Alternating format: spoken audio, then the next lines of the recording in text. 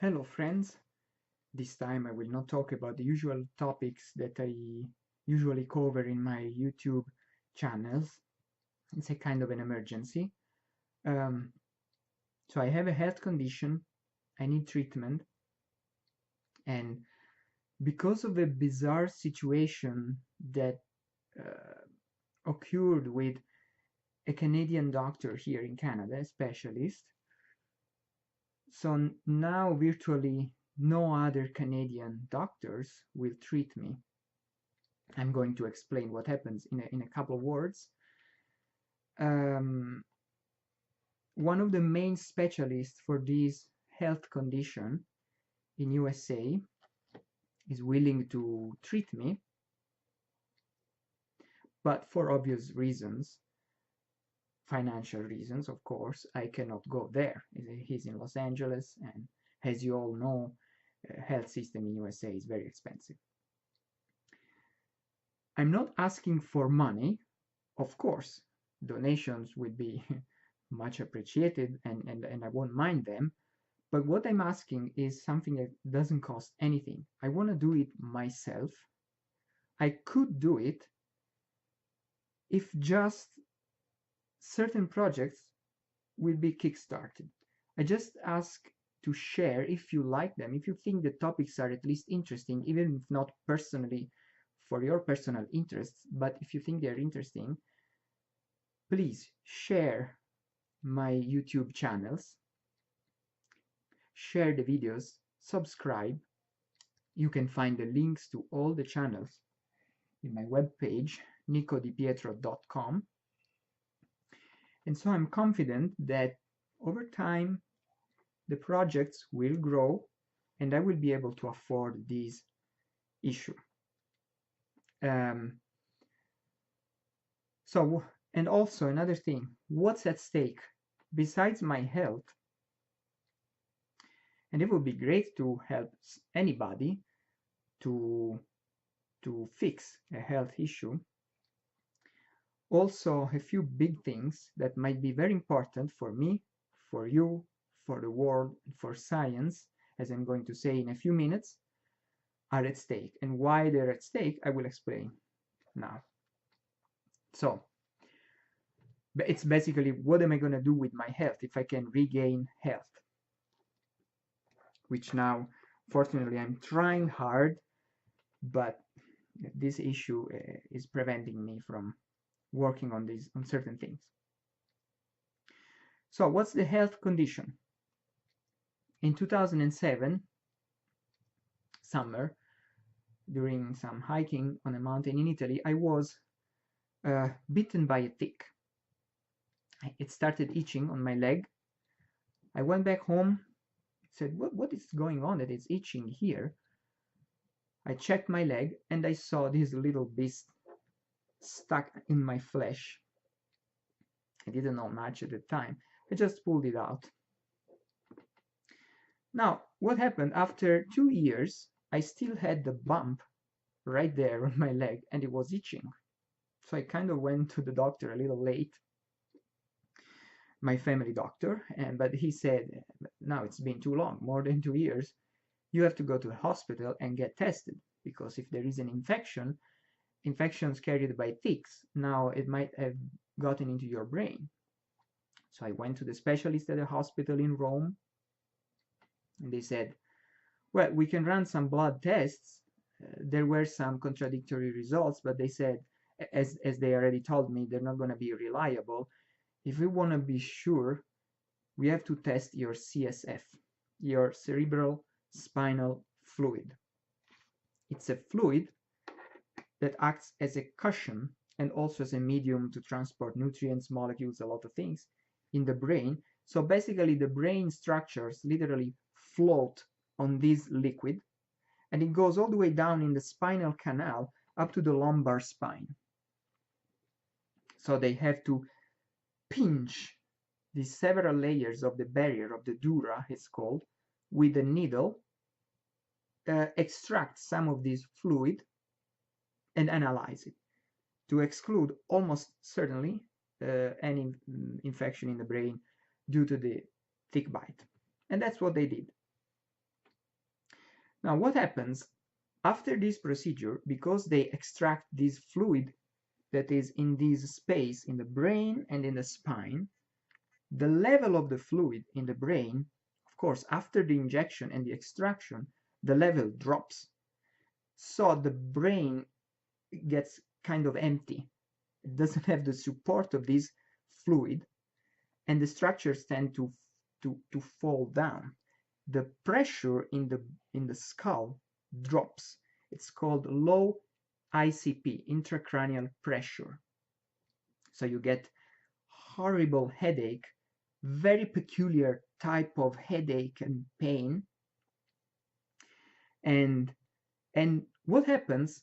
The headache is unbearable, but as soon as you lay down, because the remaining fluid from the spine goes back to the head because you're laying flat, the pain immediately subsides, or in a few minutes at the latest.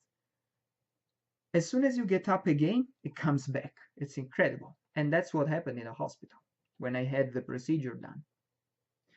This hole that they pinched in the membrane, in the dura, is supposed to heal in a few days or a couple of weeks at the latest. For unknown reasons, in my case, as it happens sometimes, it didn't heal completely.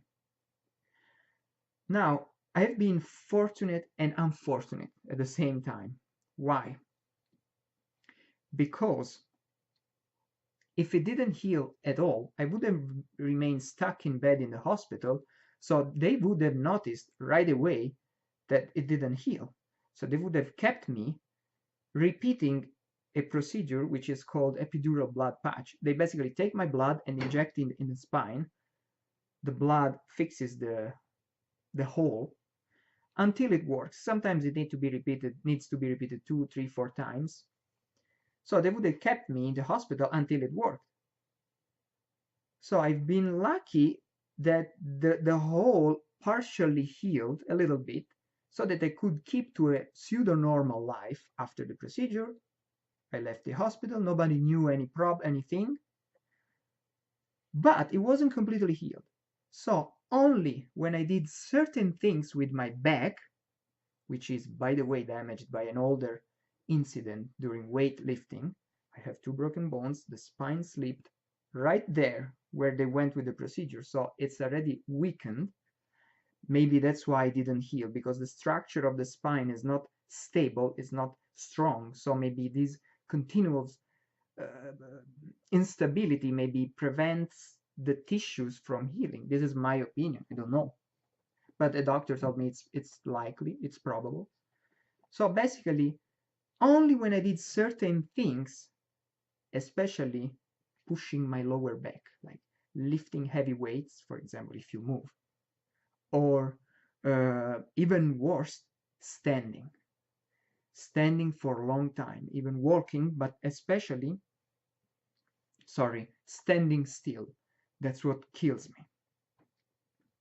So if I stood still, that's the main trigger. So I will, to make it shorter, I will mention only that, but there are also other triggers related with mechanical stress to my lower back. If I stood still for a few hours, the leak happened again. So the leak of this fluid, CSF, it's called, cerebral spinal fluid, leak internal, somewhere around in my lower back.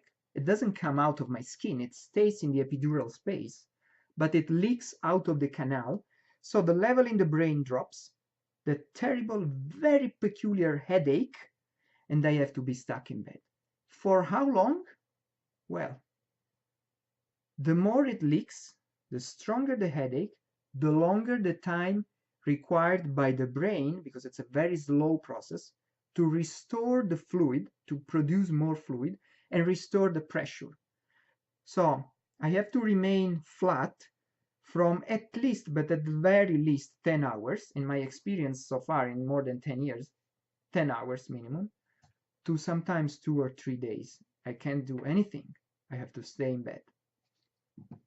Now, how did I manage to do many things, to even come to Canada, graduate here, study food science, stay in labs standing for a couple of hours. Why? How did I manage that? Because until 2015, this only happened every few months when I pushed my lower back very bad, like standing for many hours, walking for many hours, or things like that. Now, the problem is that in 2015, August or September, I don't remember, anyway, I have my notes. When I was working, my first job after graduation in Canada, I was working in a nutrition store. We had an inventory night, so I had to stand still at the same shelves, couple of shelves I was assigned to, for 10 hours. The whole inventory night lasted 10 hours, standing, grabbing every single product one by one, counting them and putting them back. As you can imagine, I had one of the worst CSF leaks of my life. Headache, like I cannot even describe it. The intensity. The type of pain and location is exactly the same since that day in the hospital, but the intensity varies based on how long I stood still and I pushed my lower back and my lower back started to ache. The more intense and the more the length, the how long it lasts. Sorry, today I'm having again that headache, very light, but um, the longer it lasts. And so after that night, I pushed my lower back so bad, it ached so bad that it became so weak that now since then, actually not only now, since 2015, it starts aching, my lower back, even after 10 minutes, 5 minutes after I stand still. If, for example, I have to stand still talking with somebody, and of course, after my lower back starts aching, of course, after a few minutes, it starts leaking. How do I know that? Because my head starts aching. Sometimes right away, sometimes with a delay of 1 or 2, 3 hours from the moment my lower back starts aching. So, as you know, I came to Canada. It took a long time to graduate, to go into all the bureaucracy of health system, etc. I finally was assigned to a neurologist. The neurologist visited me. She immediately agreed that it's a post-lumbar puncture CSF leak, lumbar, intermittent, chronic. She agreed with the CSF Leak Foundation. Is one of the main organizations to address this issue. They are located in USA. She agreed with them about the fact that it can very well happen chronically, even for a long time, like 10 years or even decades. It can be in decades intermittent, so it can only happen every once in a while. For example, like in my case, when there are certain triggers. It is poorly, very poorly, I'm quoting, almost universally non-detectable in the MRIs and in other imaging techniques that are available in medical diagnostic technology. So it's also sneaky to detect. Spontaneous CSF leaks, for example, those that happen in the brain, they are larger. Poor guys, they're in bigger trouble. They are more likely to be detected with imaging, but post-lumbar puncture CSF leaks, because they are small, they are almost universally not possible to detect. Especially in my case, which is not even continuous. So it's tiny leak and it's intermittent. It doesn't even happen every time, like every day. So she said, your case is very clear. I'm almost quoting almost literally in this case. We don't need any more tests, even if my old MRIs I did in Italy trying to find this leak, they showed nothing, as it was completely expected. But she said, we don't need any test. It's clear. Symptoms are very clear. They started when you had the procedure. They are always the same. The pattern is the same. You have a post-lumbar puncture chronic intermittent CSF leak. you need a blood patch, that procedure that is supposed to fix the leak. So who does the blood patch? The anesthesiologist. She sent me to this anesthesiologist. Um, and he met me. No, you don't have a CSF leak. What? Sorry. Everybody's telling me I have a CSF leak. So my neurologist in Italy, the doctors I heard from the CSF Leak Foundation, they have only one of the doctors of their team, a neurosurgeon, has hundreds of patients, experience of hundreds of patients in person, plus the patients remotely assisted from the rest of the world, plus the other doctors in the team. I talked with the founder. She's a Canadian doctor who moved to US, the founder of the association. Yes, most likely you have a CSF. For everything that you told us, you have a CSF leak. Neurologist here in Canada, yes, you have a CSF leak.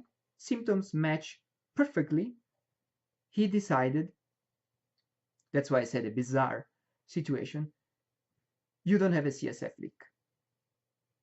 I said, why? Why are you saying this? Well, because, I have a, I don't want to do the procedure because I'm not sure. I want to see the leak, but the MRIs don't show any leak. He said, but the CSF Leak Foundation said clearly, and I showed him that the emails I received, almost universally, it shows negative in the MRIs. It's normal. You see the symptoms if you want to diagnose this. The orthostatic headache, for example, is the gold standard to diagnose this issue. Orthostatic headaches means that if you stay vertically, you have the headache. As soon as you lay flat, the pain subsides because the fluid goes back on the head and the pressure gets stabilized. You go back, you get up again, and the pain comes back. You go to bed again, and the pain goes away. And in my case, certain times, it doesn't even go away if I have some pillows. I have to stay completely flat, and it goes away. If I add some pillows, because maybe, staying in bed for 2 days is frustrating. I want to read something. I want to try to write something on my computer, work some project. No, it comes back. I have to stay completely flat. It's a perfect, clear situation. And it started after the lumbar puncture. It's as though somebody shot you in a leg, and from that moment, you have pain in your leg. I mean, anyway, then I kept asking questions, but why are you saying this? He said, I made an oath to do no harm. If I do this procedure, the blood patch. So what is this procedure? They take my blood, take a big needle, and inject it where I had the lumbar puncture, in the same area. They just stop with the needle right before pinching the membrane. So when they had to extract the fluid from the spine, of course, they had to perforate the membrane because they had to go in the canal and take the fluid. In this case, if this is the membrane, they are supposed to stop right here in the epidural space and inject the blood. The blood, it's not perfectly certain how, the blood fixes the leak. Sometimes it doesn't work and it has to be repeated, sometimes even more than 4, 5, 7 times. It depends. There's no way to predict exactly. So he started saying that it's a very dangerous procedure. You could stroke, even if rarely, but you could stroke. You could lose your legs, the use of your legs. If by accident we perforate again the membrane, the needle is bigger, so you're going to have huge leaks, and then you're going to remain stuck in bed. Then we have to try to fix it, but then it gets complicated. He made it like such a big deal. He was afraid of responsibility. Initially, I didn't pay much attention to his being afraid of this responsibility. We kept talking, and then I tried to explain, but please, doctor, everybody, also another neurosurgeon in Italy, everybody's saying I have a leak. The CSF Leak Foundation is saying, so what am I supposed to do? He said, no, in my opinion, When you had the leak 10 years ago, well, at the time it was 9 years ago, when I met him the first time, yes, you had the actual orthostatic headache from low pressure headache. Somehow, the nerves in your brain uh, remained sensitive, so the pain is they're still sensitive. So you don't have the leak anymore because it's been too long, even if the CS Cyclic Foundation clearly said that it can last decades. It's been too long, so you don't have the leak anymore. But the nerves in the brain are still sensitive, so I suggest some hypnosis. I mean, if I still have a leak today, leak tomorrow, 10 years, 20 years, it's not going to be good for my brain. I could stroke even for a leak, not only for the procedure. And if, for example, certain studies showed dementia, showed issues in the long term, for example, for baseball players or hockey players because of frequent hits in the head, well, frequent drops of pressure in the head and the brain not having the fluid holding its structures and the brain falling down for a year, for 2 years, for 10 years, for 20 years, for 30 years. I mean, it's not gonna be healthy for my brain. No, it's residual pain in your nerves. But doctor, then why it only happens when I stand? As soon as I go horizontal, it goes away. He did not answer. And then I said, I tried to explain that everything got worse when I hurt my lower back very badly the night of the inventory at work.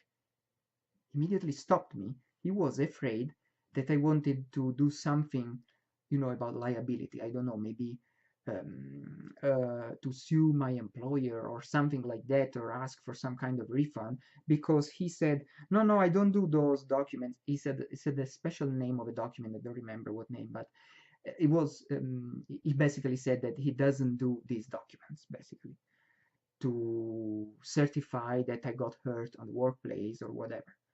So he appeared very afraid of things about responsibilities, liabilities.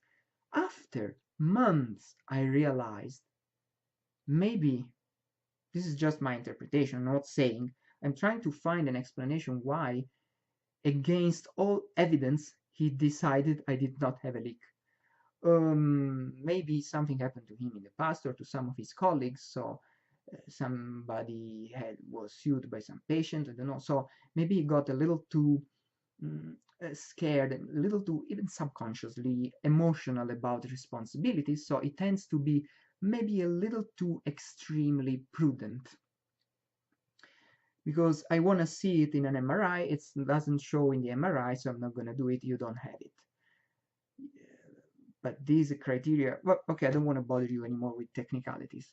But anyway, it doesn't show in MRIs almost universally. I'm quoting again the foundation. So anyway, I insisted, and so he prescribed, have been very kind, for 2 times, and then his colleague a third time, he prescribed MRIs with a special protocol.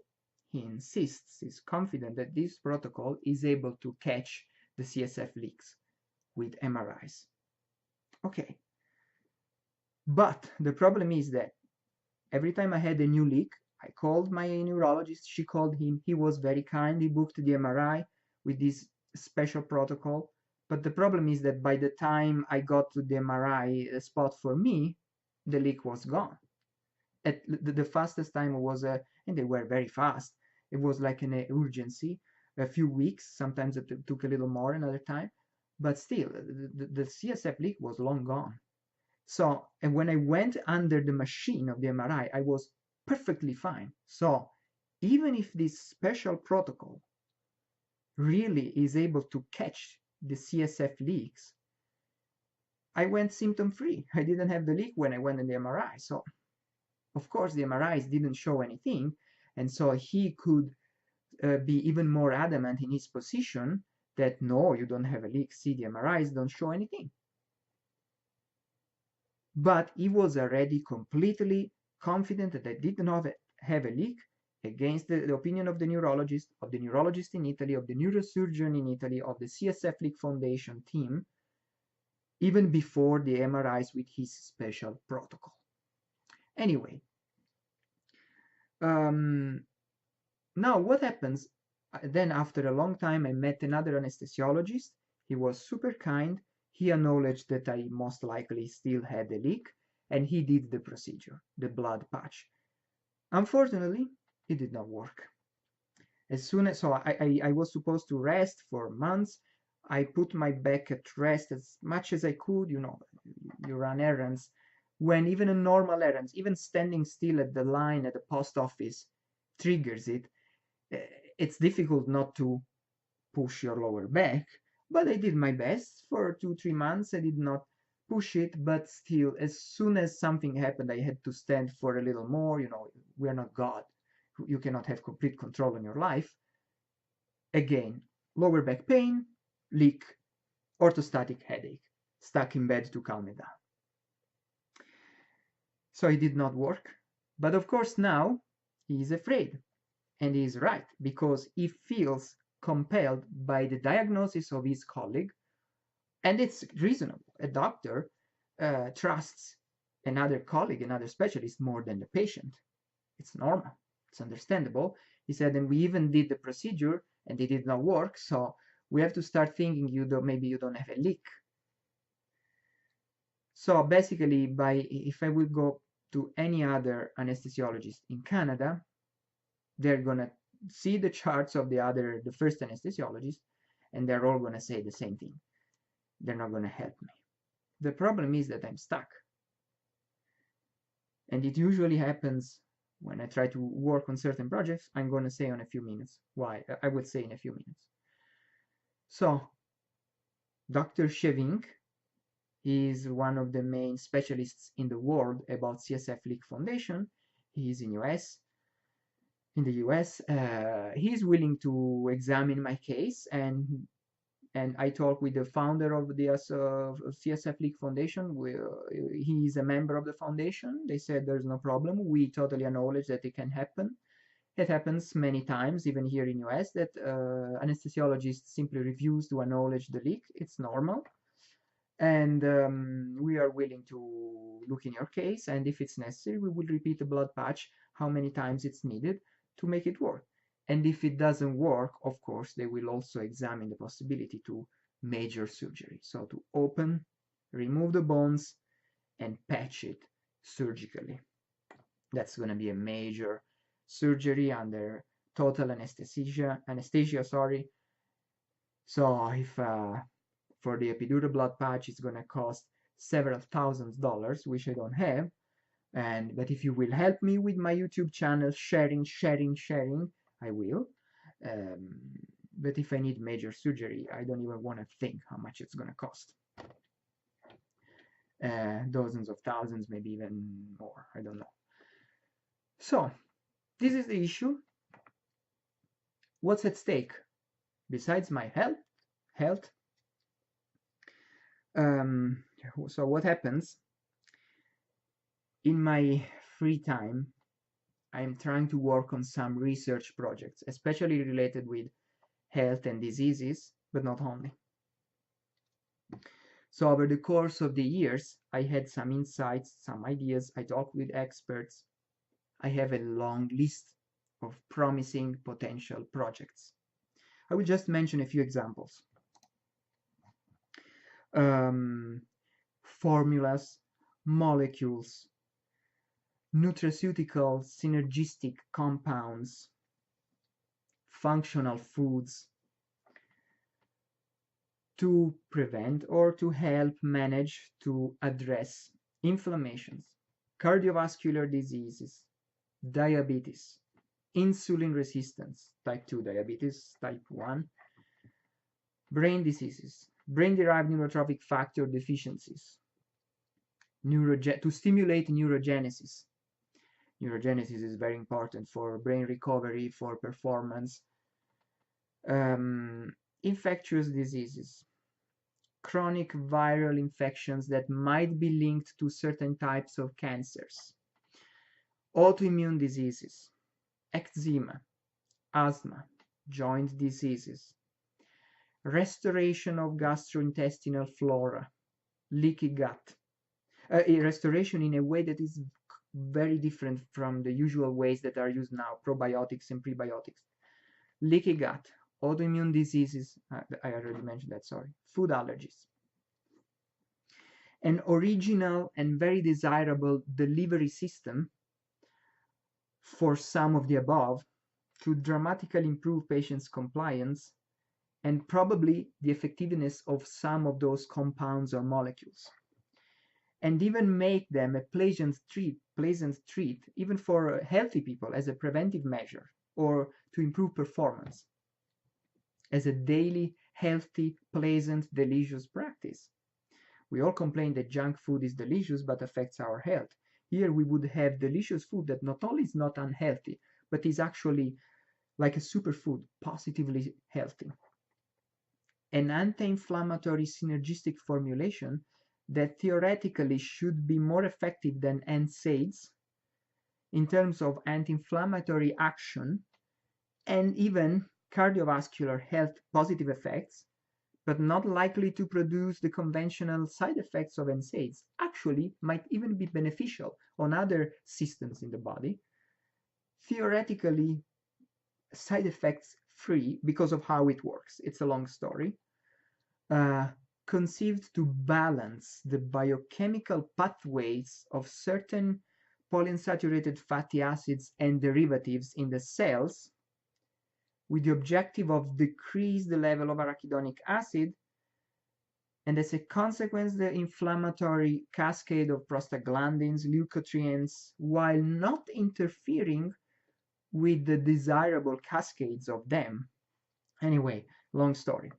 And modification of the molecule of aspirin or other NSAIDs, which might make them much more effective and safer. This is another project.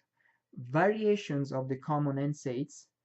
NSAIDs are non-steroidal anti-inflammatory drugs.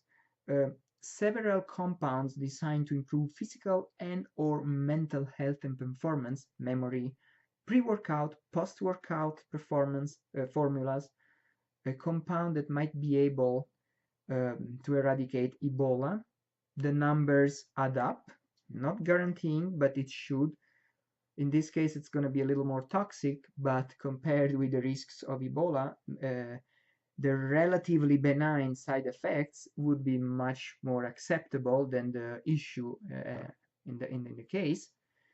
Several other observations and data and connected things that I noticed in the literature and with patients that might help find the etiology, the cause, the root cause of some brain degenerative disorders, for example, hypersomnia, narcolepsy, the JAK2 gene mutation, eczema, and gluten sensitivity.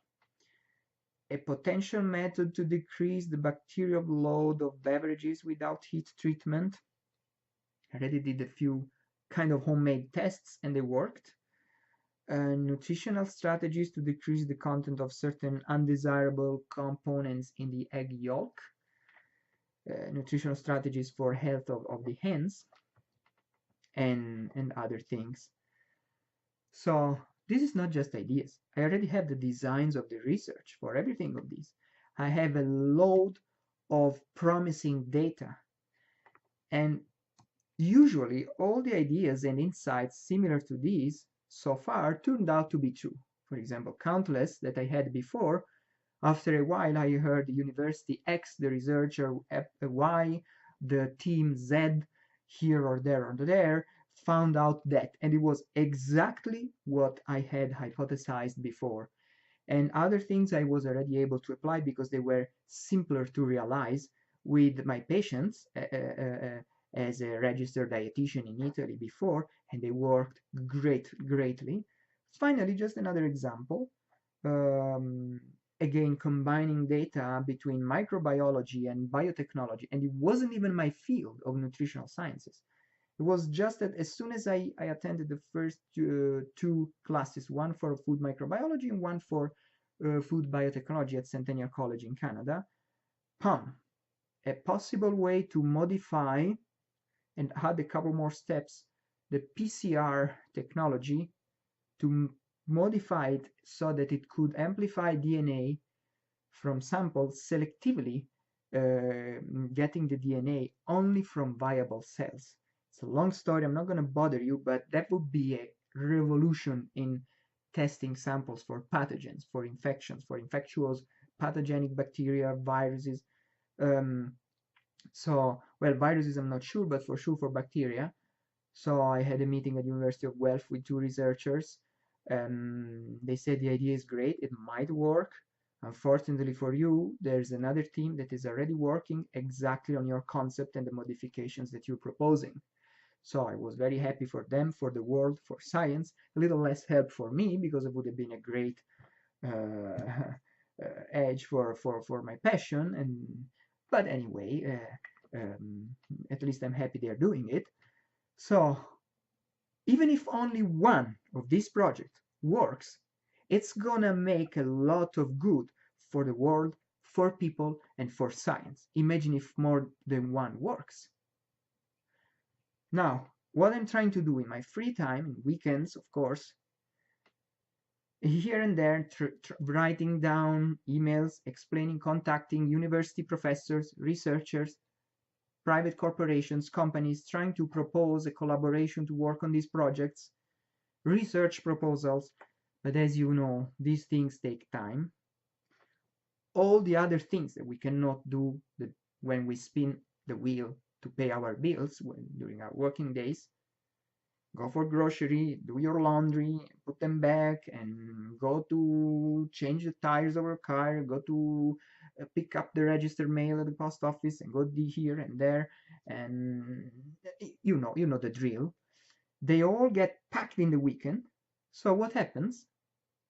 I try to split the things, to alternate sitting and standing. I have a cane that helps me to unload the weight on my back when I go in a store, when I have to stand in a line.